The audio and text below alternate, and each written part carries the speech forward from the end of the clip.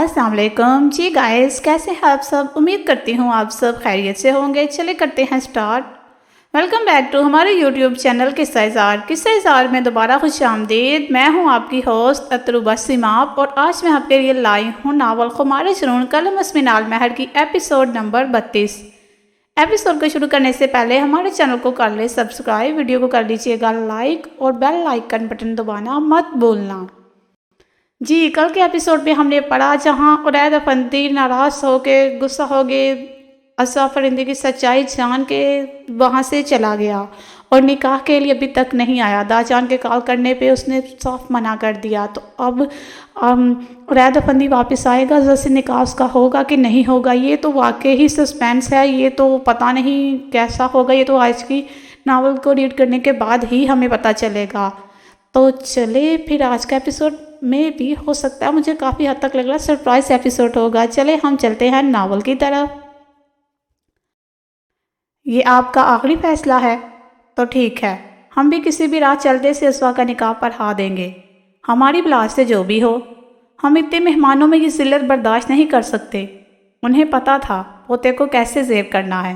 فوراً اس کی دکھتی رگ پر ہاتھ رکھا تھا۔ وہ واقعی ہی بلبلا اٹھا تھا۔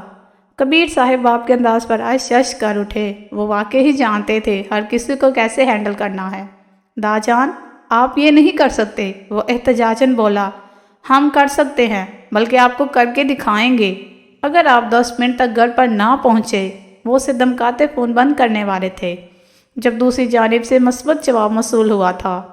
آ رہا ہوں دا جان، 10 منٹ تک، وہ کہتے کال کاٹ گیا۔ دا جان نے فاتحانہ نظروں سے کبیر صاحب کو دیکھا۔ وہ عرید افندی کو سیر کرنے میں کامیاب ہو گئے تھے۔ پھر واقعی ہی وہ 10 منٹ میں گھر پر موجود تھا۔ بغیر کسی کو دیکھے وہ اپنے کمرے میں گم ہوا۔ تقریباً 20 منٹ بعد وہ کمرے سے تیار ہو کر نکلتا باہر آیا۔ حاشیہ بیگم کی طرف سے جان اٹکی ہوئی تھی۔ اس کی تیاری کو دیکھ کر دل ہی دل میں اس کی نظر اتاری، جو بلیک کلر کی شیروانی میں بے حد خوبرو لگ رہا تھا۔ نیلی آنکھوں میں مغروریت کے لیے انتہائی سنجیدہ چہرے سے ان کے سامنے آ رکا۔ حاجرہ بیگم نے اس کی نظر اتاری۔ دا جان نے اس کا ماتھا چوم کر اس کی پیٹھ تھپ تھپائی تھی، مگر وہ ان سے خفا خفا منہ موڑے کھڑے رہا۔ بوتے کا ناراضگی جتانا انداز انہیں مسکرانے پر مجبور کر گیا۔ پھر بڑے شان و شوکت سے وہ بارات لے کر ہال کی جانب روانہ ہوا۔ کچھ مہمان پہلے سے ہی ہال میں موجود تھے، کچھ بارات کے ساتھ شامل تھے۔ میرو اور نشوہ اسوا کو لے کر پارلر گئی تھی، انہوں نے وہیں سے ہال آنا تھا۔ اسوا دلہن بنی قیامت ڈال رہی تھی۔ ڈیپ ریڈ کلر کا یہ لہنگا اس کی گوری رنگت پر دمک رہا تھا۔ باری زیورات پہنے وہ بے تحاشا حسین لگ رہی تھی۔ ناک میں پہنی نتھ کے موتی ہونٹوں کو چھو رہے تھے۔ لبوں پر گہرے لال رنگ کی لپسٹک سجائے وہ کسی کا بھی ایمان ڈگمگا سکتی تھی۔ چہرے پر تفکر کی لکیریں بچھی تھی۔ دل میں ڈر سا بیٹھ گیا تھا عرید کو لے کر جانے کہ وہ آئے گا بھی یا نہیں۔ وہ تینوں اس وقت ہال کے کمرے میں موجود تھی۔ میرو اور نشوہ گرے کلر کی میکسی میں ملبوس تھی۔ آج بھی میکسی کے ہم رنگ حجاب سر پر سجا رکھا تھا۔ مہارت سے کیا گیا میک اپ دونوں کو خوبصورتی بخش رہا تھا۔ اسوا اس وقت شدت سے دعا کر رہی تھی کہ سب ٹھیک ہو جائے۔ دا جان نے عرید کو منا لیا ہو، انہیں سوچوں میں گم تھی جب بارات آنے کا شور فضا میں اٹھا۔ اسوا کا دل بھی ساختہ خدا کے حضور سجدہ شکر ہوا۔ وہ پل میں ہلکی پھلکی ہو گئی تھی۔ اس بات کو بالکل بھی فراموش نہیں کر سکتی تھی کہ ابھی اسے منانے کا مشکل امتحان سر کرنا ہے۔ نشوہ اور میرو بارات کے استقبال کے لیے باہر کی طرف بڑھ گئی۔ پھر خیر و عافیت سے نکاح کا مبارک فریضہ انجام دیا گیا۔ اس دوران ایک بھی پل عرید کے چہرے پر مسکان نہ آئی۔ وہ ویسے ہی سنجیدہ تاثرات سے جائے بیٹھا رہا۔ نکاح کے دوران اسوا کا دل شدت سے بھر آیا۔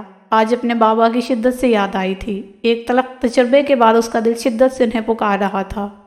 میرو اس کی آنکھوں میں آنسو دیکھ کر سب سمجھ چکی تھی۔ وہ بھی تو اس مرحلے سے گزر چکی تھی، مگر اس کے پاس تو سب تھے۔ اس کے جان لٹانے والا بابا، اس کی پیاری ماما، مگر اسوا کے پاس ایسا کوئی رشتہ نہیں تھا۔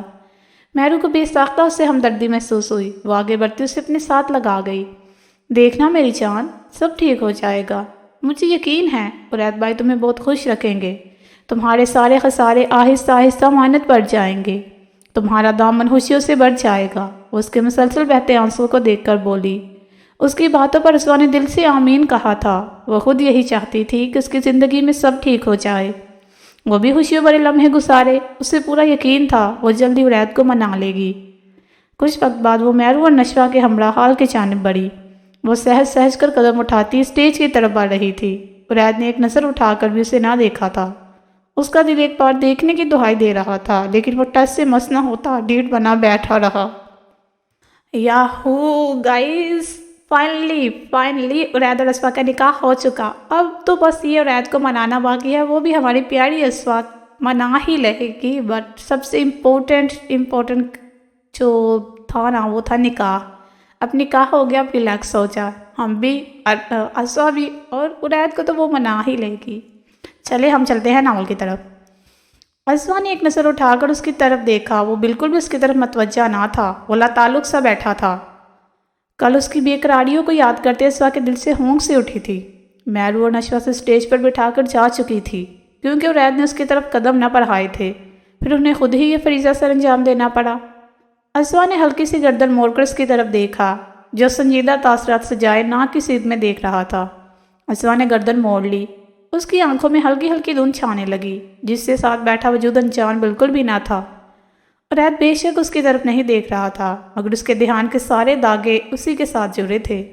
اس کا عرید کی طرف دیکھنا، نظریں جھکانا اور پھر خود کو رونے سے باز رکھنا، ہر چیز تو اس نے نوٹ کی تھی، مگر ابھی وہ اپنے دل کی سننے کی حالت میں بالکل نہ تھا۔ مہرو عرید کی شادی پر اپنے ہر غم کو بلائے انجوائے کر رہی تھی۔ اسے خود کا اشتہار لگانا بالکل بھی پسند نہیں تھا، وہ لوگوں کو باتیں کرنے کا موقع نہیں دینا چاہتی تھی۔ چہرے پر مصنوعی مسکراہٹ سجائے وہ ہر ایک سے خوش دلی سے مل رہی تھی۔ زمیرہ بیٹا کیسی ہو؟ مہرو جو اپنے کزن سے مل کر اسٹیج کی طرف بڑھ رہی تھی، کسی کی پکار پر رک گئی۔ مہرو نے پہچان گئی تھی، وہ حاجرہ بیگم کی کوئی رشتہ دار تھی۔ میں ٹھیک ہوں آنٹی، آپ کیسی ہیں؟ وہ چہرے پر مسکراہٹ سجاتے ہوئے بولی۔ میں تو بالکل ٹھیک ہوں، تم سناؤ، تمہاری اور یزدان کی شادی کے تو کوئی آثار نہیں نظر آ رہے۔ وہ تھوڑی پر ہاتھ رکھے بڑی تجسس سے اس کی ایک ایک حرکت ملاحظہ کر رہی تھی، مگر اس کے اسپاٹ چہرے پر کچھ بھی اخذ نہ کر کے وہ بدمزہ ہوئی۔ وہ بات کو مزید بڑھاتے ہوئے بولی، بھائی یزدان عرید سے بڑا ہے تو عرید کی شادی کیوں پہلے ہو رہی ہے؟ اب تو خیر سے واپس بھی آ گیا ہے، تم دونوں کے نکاح کو بھی کافی سال ہو چکے ہیں۔ کیا یزدان نکاح پر راضی نہ تھا جو تمہیں شادی والے دن چھوڑ کر بھاگ گیا؟ وہ بڑی پرتجسس نگاہیں اس کے چہرے پر ٹکا کر بولے۔ مہرو کا چہرہ ان کی بات پر سفید پڑا، اس کے لبوں پر کفل لگ گیا، وہ اپنے دفاع میں ایک لفظ بھی نہ بول پائی۔ مامی جی، خیر سے ندا آپی تو مہرو سے کافی بڑی ہیں، آپ کیوں نہیں ان کی شادی ابھی تک کر رہی؟ کیا کوئی مسئلہ ہے؟ نشوہ جو مہرو کو ہی ڈھونڈ رہی تھی، وہ ان کے قریب آئی تو اپنی ممانی کو کہی جانے والی بات اور مہرو کا سفید پڑتا چہرہ بھی دیکھ چکی تھی، اس لیے آگے آتی ان کو آگ لگا گئی۔ نشوہ تم بڑی بدتمیز ہو گئی ہو، میری ندا اب اتنے بھی بڑی نہیں ہے اور نہ ہی میری بیٹی کو کوئی شادی والے دن چھوڑ کر بھاگا ہے۔ ضرور تمہاری اس کزن نے ہی کچھ کیا ہوگا جو اس کا شوہریوں سے چھوڑ کر بھاگ گیا۔ وہ نشوہ کو باتیں سناتی ایک دفعہ پھر مہرو کو لپیٹ میں لے چکی تھی۔ وہ ہوتے ہیں نا کچھ انسان جو دوسروں کو خوش نہیں دے سکتے، وہ بھی انہی میں سے تھی۔ اپنی باتوں پر وہ مہرو کا سفید پڑتا چہرہ بخوبی دیکھ رہی تھی، مگر زبان کی جوہر دکھانے سے پھر بھی باز نہ آئی۔ مہرو جو کب سے خود کو مضبوط بنائے ادھر ادھر گھوم رہی تھی، ان کی باتوں پر ساری مضبوطی بڑبڑی ریت کی مانند ڈھیر ہوتی چلی گئی۔ ایک آنسو پلکوں کی بات توڑتا گالوں کی حدود پر پھسلتا چلا گیا۔ اس کا دل کیا سب چھوڑ کر وہ یہاں سے بھاگ جائے۔ جانے یہ باتیں کب اس کا پیچھا چھوڑیں گی، کب تک کسی دوسرے کے کیے کا بھگتان اسی کو چکانا تھا۔ یزدان جو کب سے اسی پر نظریں ٹکائے بیٹھا تھا، اس محفل میں اگر کوئی چیز اس کی دلچسپی کا باعث تھی تو سامنے کھڑا وہ حسین وجود، جو آج اس قدر حسین لگ رہی تھی کہ اس کا دل اس کے قدموں میں ڈھیر ہوتا جا رہا تھا۔ وہ جو تب سے ہنستی مسکراتی ادھر ادھر گھوم رہی تھی، مگر اب سامنے نشوہ اور ایک عورت کے درمیان کھڑے مسلسل آنسو بہا رہی تھی۔ اس کی ماتھے پر بلوں کا جال بچھا، وہ لمبے لمبے ڈگ برتا ان کی طرف پہنچا، ان کے نزدیک آتا اس عورت کی آخری بات سن چکا تھا۔ جانے کیوں اس عورت کے منہ سے مہرو کے خلاف باتیں زہر لگی۔ وہ قریب آتا مہرو کی کمر کی گرد ہاتھ لپیٹتا اسے اپنے حصار میں لے چکا تھا۔ جی آنٹی، کیا کہہ رہی تھی آپ؟ ذرا پھر سے کہیے۔ آپ میری مہرو سے ایسے بات کیسے کر سکتی ہیں؟ آپ کو قطعی یہ فکر کرنے کی ضرورت بالکل بھی نہیں کہ میں نکاح پر راضی تھا یا نہیں، اور بات رہی ہماری شادی کی تو یہ ہمارا پرسنل ایشو ہے، ہم خود ہی حل کر لیں گے، اور میری مہرو میں نہ کوئی خرابی ہے اور نہ ہی اس نے کوئی ایسی حرکت کی ہے جس میں اسے چھوڑ کر بھاگوں۔ جلد ہی آپ کو ہماری شادی کی بھی خبر مل جائے گی، ضرور آئیے گا، اور ہاں آخری بات، مجھے میری میرو سے بہت محبت ہے، آپ ٹینشن لے کر اپنا بی پی ہائی مت کریں۔ وہ میرو کی آنکھوں میں دیکھتا اس کا ماتھا چومتا ان کی بولتی اچھے سے بند کروا چکا تھا۔ واقعی وہ شرمندہ سی ہو کر رہ گئی، پھر ان کا دھیان ہٹتے ہی خاموشی سے وہاں سے کھسک گئی۔ میرو ابھی بھی بے یقین نظریں ستمگر پر ٹکائے اس کے حصار میں کھڑی تھی، جو زخم بھی ہو دیتا تھا اور مسحائی کرنے بھی آ جاتا تھا، مگر وہ مر کر بھی اس انسان پر یقین نہیں کر سکتی تھی۔ اس نے فوراً اس کا ہاتھ اپنی کمر سے ہٹایا اور ماتھے پر ہاتھ کی پشت پھیرتے اس کا لمس بٹھانے کی کوشش کی۔ اس کی حرکت بلستان کے ماتھے پر بل پڑے۔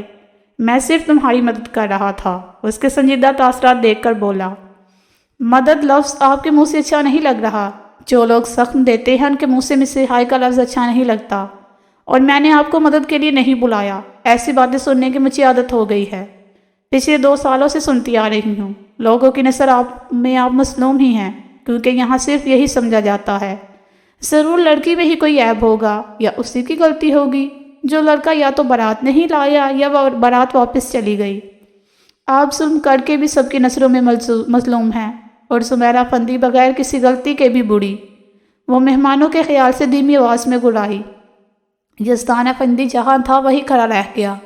میرو نے اسے حقیقت کا آئینہ دکھایا تھا، جس میں اسے اپنا روپ بڑا بھیانک سا نظر آیا تھا۔ وہ نظریں چرا کر رہ گیا۔ آخری دفعہ وارن کر رہی ہوں، اب میرے راستے میں مت آئیے گا، ورنہ لحاظ نہیں کروں گی۔ اگر میں مر بھی رہی ہوں تب بھی سمیرہ افندی کو نہ ہی آپ کی ہمدردی اور نہ ہی آپ کی مدد کی ضرورت ہوگی۔ جتنا آپ مجھ سے دور رہیں گے اتنا ہی اچھا ہوگا آپ کے لیے بھی اور میرے لیے بھی، وہ وارننگ دینے والے انداز میں کہتی اس کی نظروں کے سامنے سے ہٹتی چلی گئی۔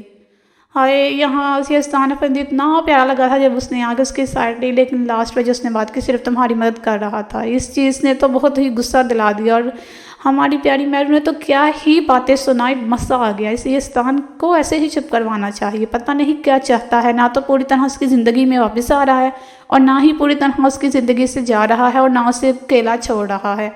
چلے یہ ان کا کیا سلسلہ ہے یہ تو ہم جانیں گے، ناول میں تو چلتے ہیں ناول کی طرف۔ مختلف رسموں کے بعد ازوا اور عید افندی ایک نئے عہد کے ساتھ اپنے شوہر کے سنگ رخصت ہو گئی۔ ازوا نے خود سے عہد کیا تھا کہ وہ اپنی شادی کبھی ٹوٹنے نہیں دے گی، اس کے دل میں اپنا کھویا مقام واپس پا لے گی۔ آدھے گھنٹے کے سفر کے بعد وہ لوگ حویلی کے سامنے موجود تھے۔ مختلف رسموں کے بعد ازوا کو ریت کے کمرے میں پہنچا دیا گیا۔ دل کہیں نہ کہیں ڈر بھی رہا تھا، جانے اور ریت کا کیا ری ایکشن ہوگا، جانے وہ اس کا ساتھ کیسا رویہ رکھے گا۔ وہ دھڑکتے دل کے ساتھ اس کے کمرے میں بیٹھی اس کا انتظار کر رہی تھی، اور ریت ضروری کام کا کہہ کر حویلی سے نکلا تھا۔ ہاجرہ بیگم کے روکنے پر بھی وہ نہ رکا، بے مقصد سڑکوں پر کتنی ہی دیر ہی گاڑی دوڑاتا رہا۔ فی الحال اس کا ازوا کا سامنا کرنے کا دل نہیں کر رہا تھا۔ رات کے تقریباً 2:30 بجے کا ٹائم ہوا تو اس نے تھک ہار کر گاڑی واپسی کے راستے پر ڈال لی۔ جتنا بھی حقیقت سے نظریں چراتا مگر واپس تو جانا ہی تھا۔ گاڑی حویلی کے ہاتھے میں کھڑی کر کر وہ اندر کی جانب بڑھ گیا۔ اسے یقین تھا اب تک ازوا سو چکی ہوگی۔ اس نے آہستہ سے دروازہ کھول کر کمرے کے اندر قدم رکھا۔ پہلی نظر اپنے بستر پر استحقاق سے لیٹی اپنی شریک حیات پر گئی، جو ابھی تک ویسے ہی تیار تھی۔ شاید وہ اس کا انتظار کرتے کرتے سو گئی۔ اس نے ایک تھکی سی سانس خارج کر کے اس کی طرف قدم بڑھایا۔ اس کا بھاری لہکا دیکھ اس کے ماتھوں پر بلوں کا چال بکھرا۔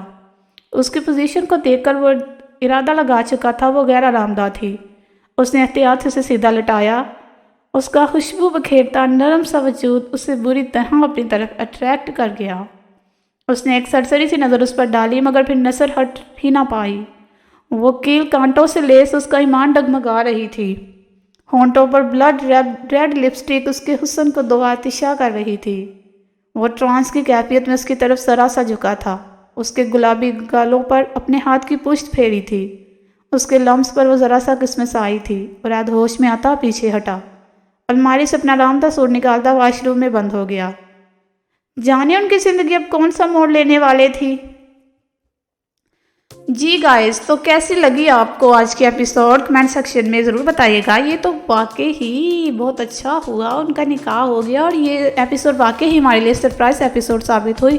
باقی اب پتہ نہیں عرید افندی کا ہماری پیاری بیچاری اسوا افندی کے ساتھ کیسا تعلق رہے گا، آگے جا کے کیسا رویہ رہے گا، یہ سب جاننے کے لیے تو ہمیں ناول کو جاری رکھنا پڑے گا۔ تو اس لیے ابھی کے لیے فی الحال ہمیں اجازت، اپنا رکھیے گا خیال، ہمیشہ رہیے گا مسکراتے۔ اللہ حافظ۔